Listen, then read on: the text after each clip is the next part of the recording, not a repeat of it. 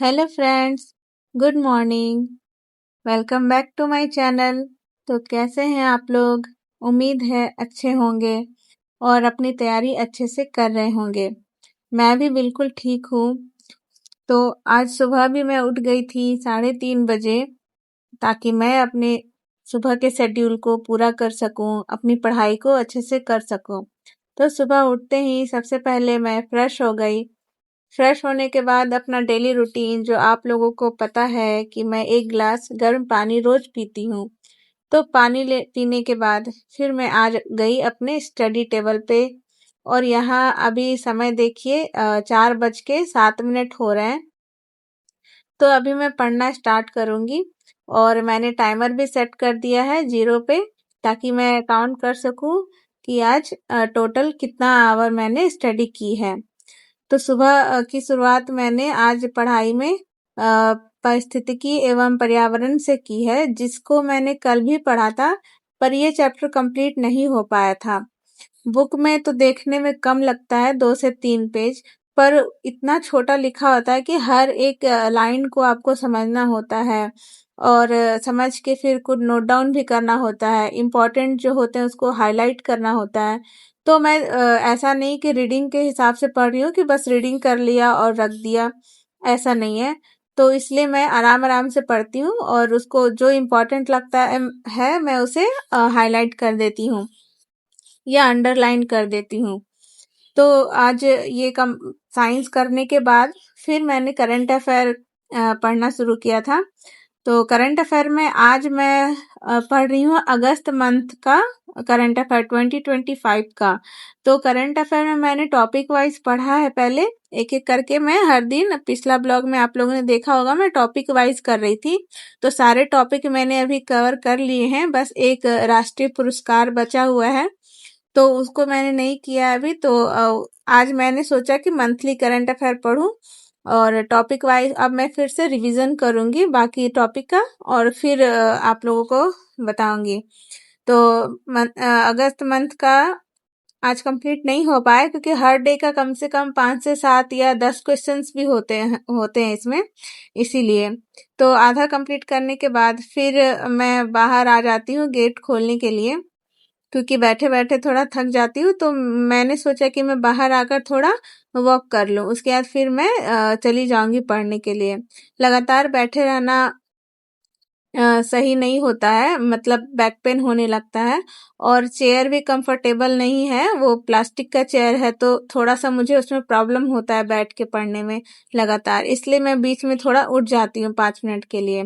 तो वॉक करने के बाद मैं फिर से आ गई थी पढ़ाई करने के लिए, और अभी मैं रीजनिंग स्टार्ट की हूँ। आप लोगों को पता होगा कि मैंने क्लॉक चैप्टर स्टार्ट किया है कल, और क्लॉक वो कंप्लीट नहीं हुआ था। पूरा वीडियो 3 घंटे का है, पर मुझे लगता है कि इसको देख के नोट्स बनाने में, समझने में, नोट डाउन करने में लगभग 6 घंटे का क्लास हो जाएगा, 6 से 7 घंटे का।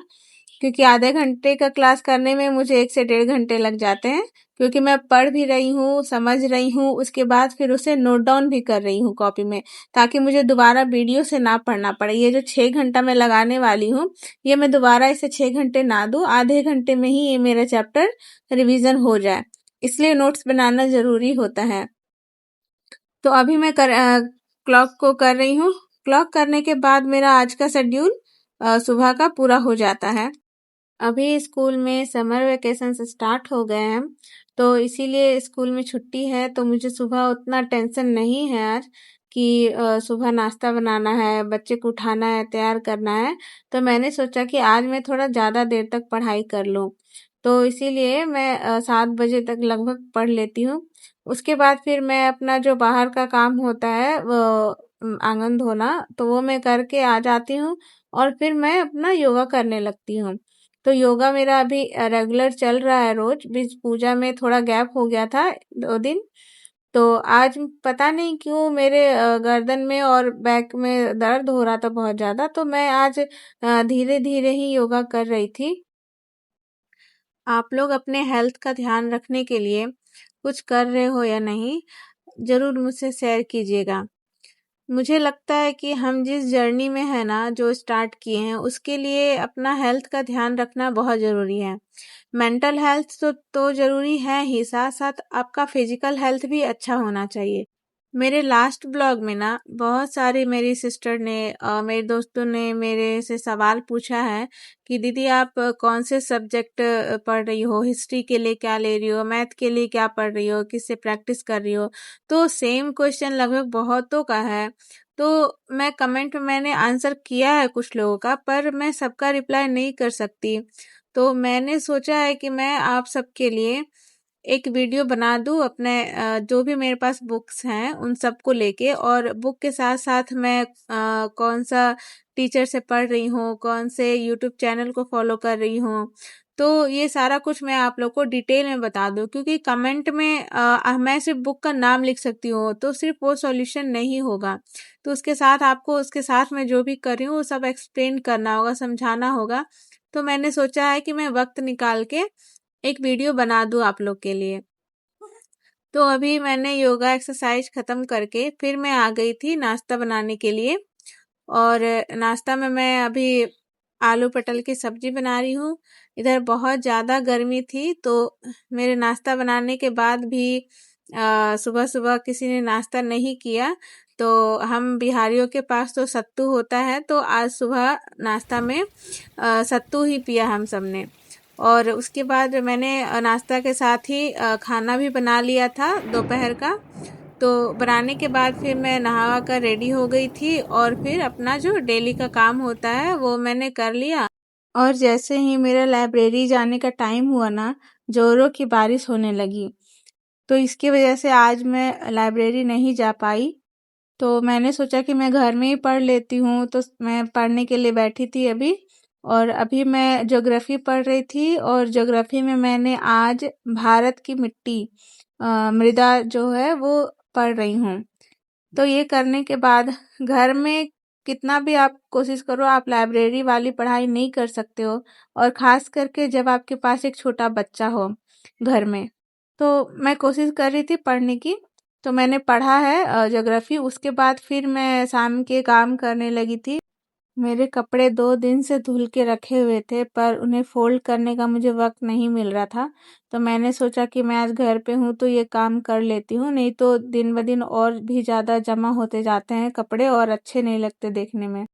पहले मैं क्या करती थी ना कि मैं घर के कामों को लेकर इतना ज़्यादा परेशान रहती थी कि मुझे ये भी करना है, वो भी काम करना है, इसे कंप्लीट करना है। काम ख़त्म कर लूँ, फिर लगता था कि हाँ, मैं फ्री हूँ, अब मैं पढ़ूँगी।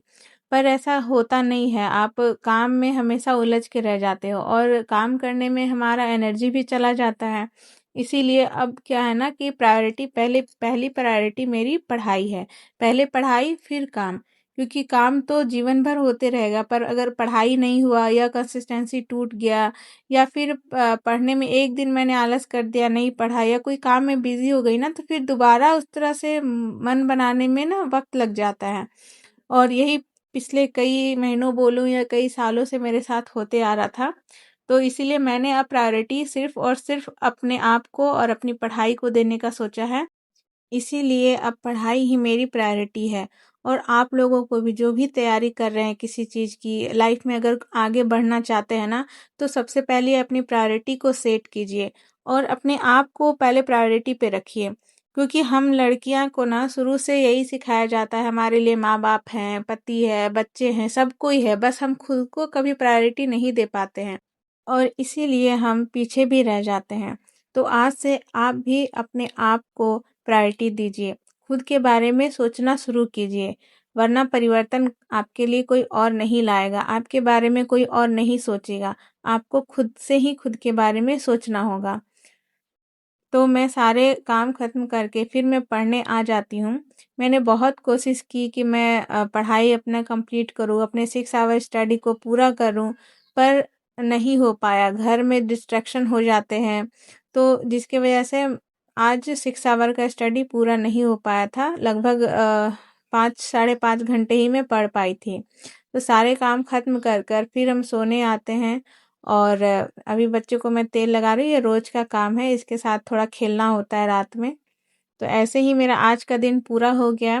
कल हम लोग फिर से मिलते हैं नए ब्लॉग में, नए चैलेंज के साथ, नई ऊर्जा के साथ। आप सबको शुभ रात्रि। Bye, good night.